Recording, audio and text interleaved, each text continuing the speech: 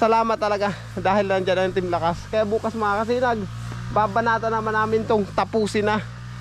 Maritis kami. Ha? Maritis kami. Maritisan kayo. Hinang-hina na siya. Dito ko inilagay.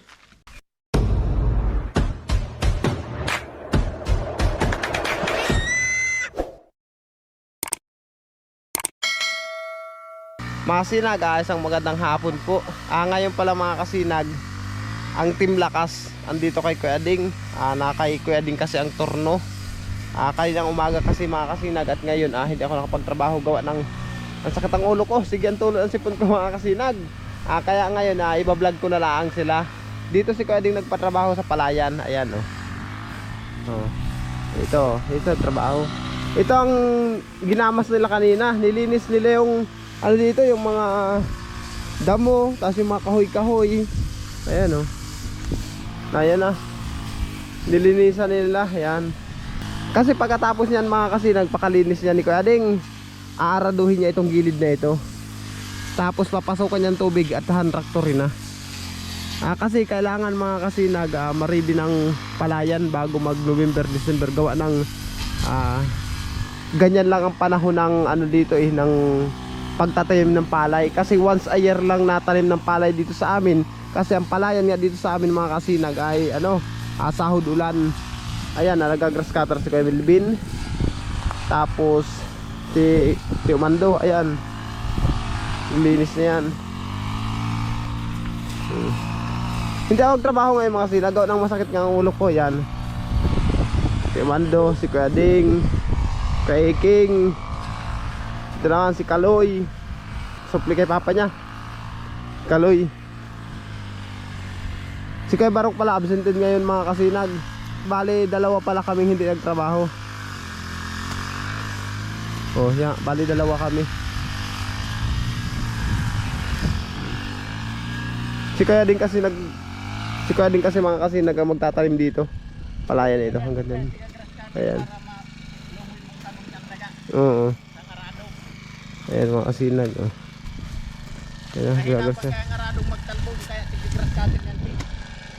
Ayan, ang ginagrass cutter niya mga kasinag. Gawa ng araduhin kasi yan. Ayan diba?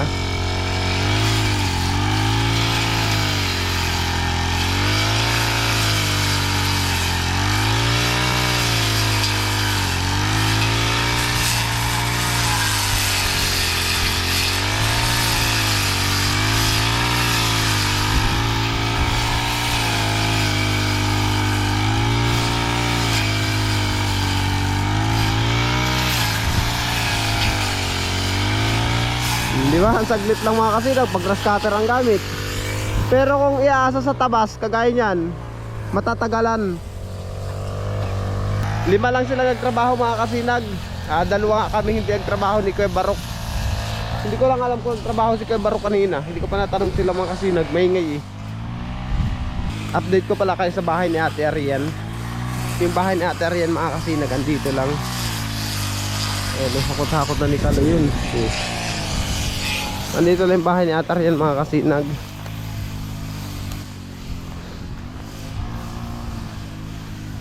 Lapit lang. Ito yung bahay ni Ate Arian mga kasinag.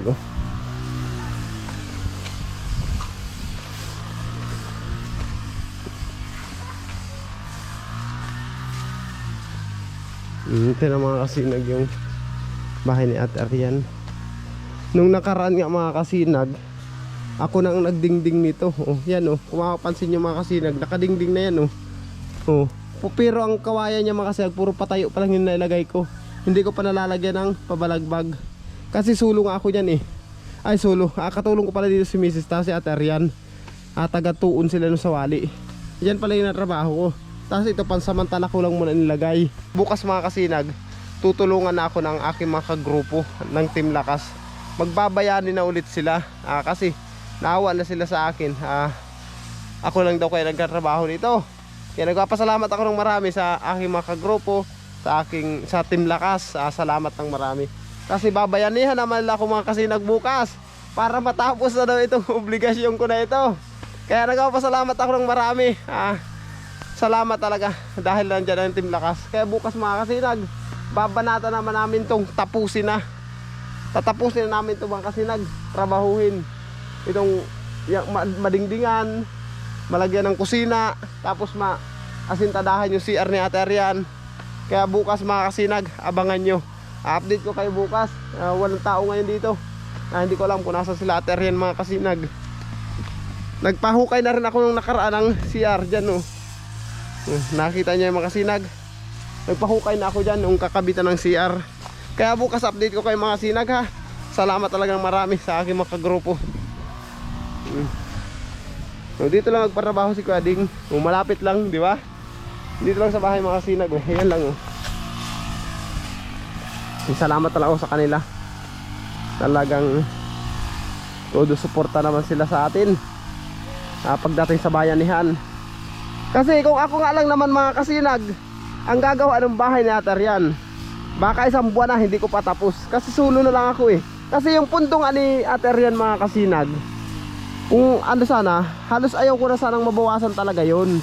Gawa nang ilalaan ko talaga yung susubra nun para sa bata. Kaya nakita ng Team Lakas na medyo alanganin ako. Nakikita rin naman nila na mahihirapan ako. Kaya nag-suggest sila, natulungan naman ulit ako. Kaya salamat sa kanila talaga. Sabi ko bawi na lang ako sa kanila sa mga susunod. Ayan na sila, oh. Kaya bukas mga kasinag, abangan nyo, ha. Trabahuin namin ang bahay ni Ate Arian. Baka bukas mga kasinag, kumpleto naman kami. Ngayon lang talaga ngayon lang kulang. Gawa ng masamang pakiramdam ko, iblinag ko na lang sila. Tapos si Kay Barok, may ginagawa din yata. Ito naman ang trabaho nila mga kasinag. Itong isang pitak na ito. Dito, natapos na. Ayan, oh, malinis na ito. Ito na lang. Ayan. Tapos may bantay sila dito, si Pitoy. Si Pitoy, oh. Bantay ito mga sinag. Pitoy! Ayan si Pitoy. Gaano ka dyan? Ay. Pitoy! Hoy, umalis ka dyan. At mag-grass cutter ka dyan. Alis yan. Ang ginag-grass cutter ni Kuya mga kasinag, ito lang gilid. Para matalaban ng arado. Mahirap kasing araduhin yan pagka ganyang madamong masyado. Makunat naman yan. Kaya ginagrass cutter niya. Ayan. Yung mapagilid lang naman mga kasinag.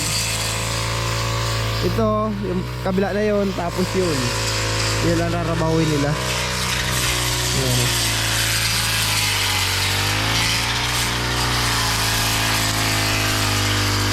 Iwan mo natin mga kasinag. Update ko naman kayo maya maya. Iwan mo natin sila.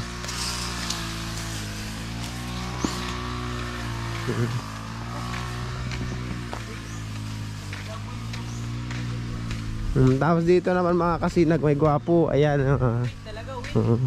Lalo na yung gwapo yan. Yan. Ayan mga kasinag. Andito naman sila, nagchichismisan.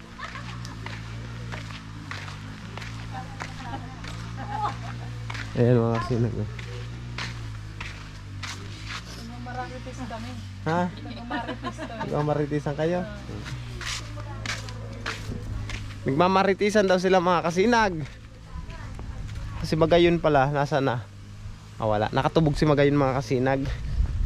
May baboy pala kami mga kasinag na alaga. Yung biik, kung maaalala nyo, andito.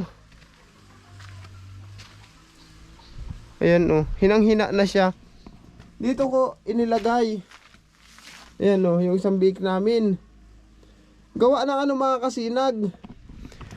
Pangalawa na itong mga kasinag na biik na ito na naglalaway siya tapos nangingisay. Talagang talagang naalog yung buo niyang katawan, parang giniginaw siya. Tapos siya naglalaway kagabi.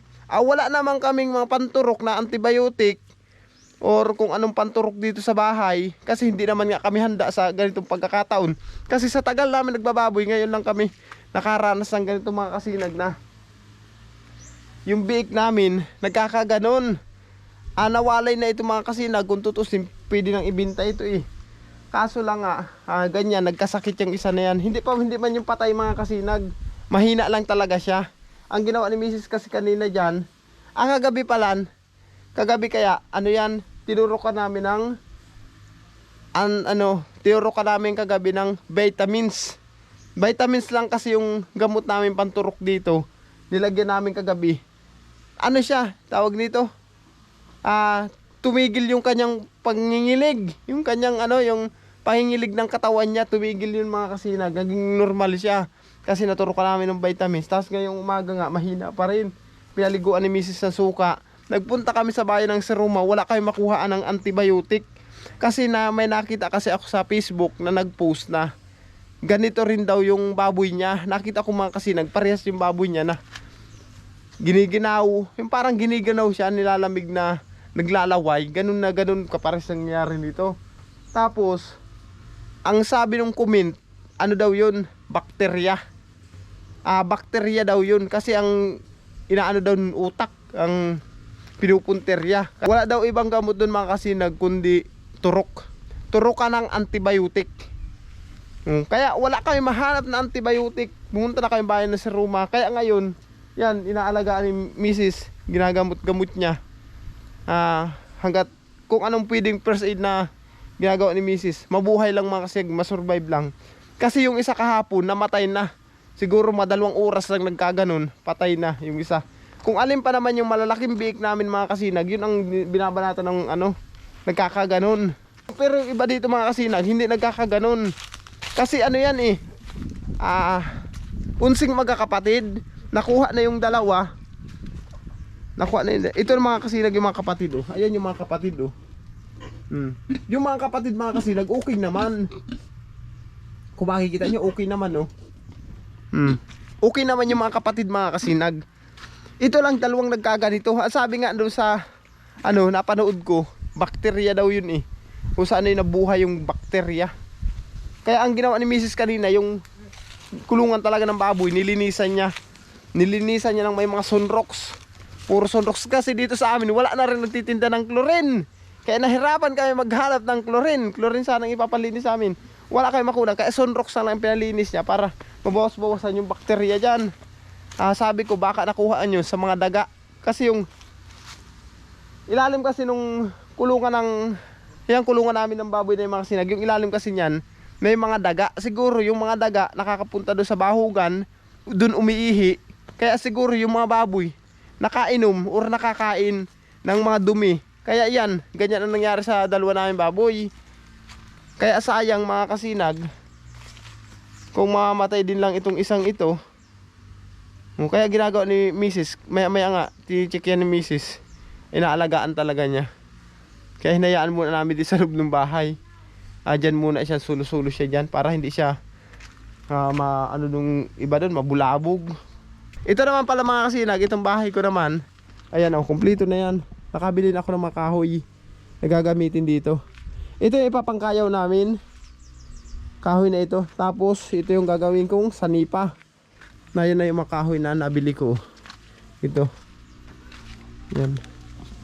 Kasi mga kasinag, kahoy ang gagamitin ko dito na lalagyan ng bubong. Gawa ng malapit kami sa dagat. Hindi naman pwede kasi yung bakal. Kasi hindi tatagal ang bakal dito. Gawa ng sa muis pa lang po ng dagat. Grabe sa kalawang eh. Babanatan kaya agad ng kalawang kung yung mga siparlin ang gagamitin ko. Mga bakal. Hindi tatagal talaga dito. Kaya nagbili ako ng kahoy para dito. Kayaw namin, ikana namin na malagyan na ng bubong. Kasi pinapangarap ko kaya itong malagyan ng bubong mga kasinag, itong bahay ko na ito. Kasi nga pag minsan kasi may malakas ang panahon, masama ang panahon dito sa amin, pag may bagyo, kahit paano mga kasinag, basta may bubong na ito, pwede naming lipatan ito, maibakwitan kasi mataas na nga. Papaanohan ko pa ito, papadampingan.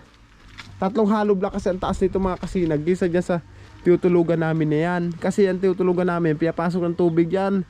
Pag malakas ang tubig dagat, tapos tubig ulan, yung mga baha na galing sa bundok, pag napuno na yung palayan, yan, pinapasok na yan.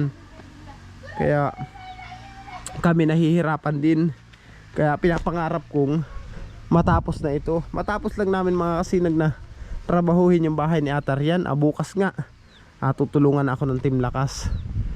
Matapos lang namin yun. Kasi naawa nila sila sa akin na ako naman ang magtatrabaho nun. Sulusulo ako, kaya nag decision ang Team Lakas na tulungan ulit ako kahit isang araw lang ulit. Pagkatapos naman ng kay Ate Rian mga kasinag, ito naman ang tatrabahuhin ko, itong bahay ko na ito. Kasi nandito naman yung mga kahoy, medyo natuyo na yan. Kaya ikakabit ko na yun mga kasinag. Kumpleto na rin naman yan. Ikakabit ko na yun ang mabubunga na ito mga kasinag. Kahit hanggang bubong lang muna, okay na yan. Tapos yung wifi ko naman mga kasinag, hindi pa naayos yung wifi ko. Tatrabahuin ko sana ngayon yung wifi. Hindi man ako makatrabaho ng maayos kasi nga ang sakit ng ulo ko mga kasinag. Buti nga ngayon medyo hindi na natulog ang sipon. Kanina sigan tulog ang sipon ko mga kasinag. Nag-inom naman ako ng gamot. Tapos kung kumain ng tanghalian, uminom naman ako mga kasinag. Nawala na. Ayan dito lang kami nag-online kasi ang signal andito. Kagaya dyan si Katkat. Hi ka nga. Hi! Yung wifi ko mga kasinag, dito ko na ikakabit. Doon ko ilalagay yung tubo. Nakita yung stick na yan. Diyan ko ikakabit yung tubo ng wifi. Tapos yung bagting niya nakaawad, dito ko na ilalagay. Kaya naghukay ako ng ganito. Dito ko na ikakabit yung bagting nakaawad mga kasinag. Kasi hindi ko na ikakabit sa mga puno. Hindi ko na ikakabit sa puno ng ganyan or sa niyog. Kasi pag ikinabit ko sa puno mga kasinag yung kawad nung tower nung wifi ko, pag malakas ang panahon, may bagyo, pag uga ng niyog, uga din. Kaya ang ginawa ko, bubuhusan ko na lang dito yung mga kakabitan ng kawad. Bubuhusan ko na lang. Sisimintuhin ko na. Para naka-steady lang siya. Kahit may bagyo, may samang panahon, hindi siya mapuputol. Yung nakaraan kasi doon, naputol mga kasinag. Yung kawad nun mga kasinag, nahampas ng palapa ng niyog. Kaya naputol. Naputol yung kawad, nabali. Kaya ngayon, hanggang ngayon, wala pa akong wifi. Kaya humihingi ako sa inyo ng pasensya mga kasinag. At hindi ako makapag-upload ng ayos. Hindi ko kayo ma-update. Gawa ng nahihirapan ako sa signal mga kasinag. Nahihirapan ako mag-upload. Gawa ng wala akong wifi. Kaya pag may mga tumatawag sa akin, pasensya na po kayo. And pag dito walang signal, kasi chimpuhan din lang ang signal dito. Sa puno ng mangga, sa mga bata na yan, nag-online, chimpuhan din ang signal niya. Pag minsan nawala dyan, naakyat pa kami doon sa bundok. Para magkameron lang kami ng data, magkameron kami ng signal. Ayan ang pong kaganapan dito sa amin. Ayan mga kasinag, si Kuya Ding at si Kuya Melvin naman nagkatrabaho doon. Andito naman na si Kuya Mando. Yan, si Kuya Iking, si Kaloy na mahiyain. Ito na yung trabaho nila paikot na yan, papangasinag Ito, natapos na rin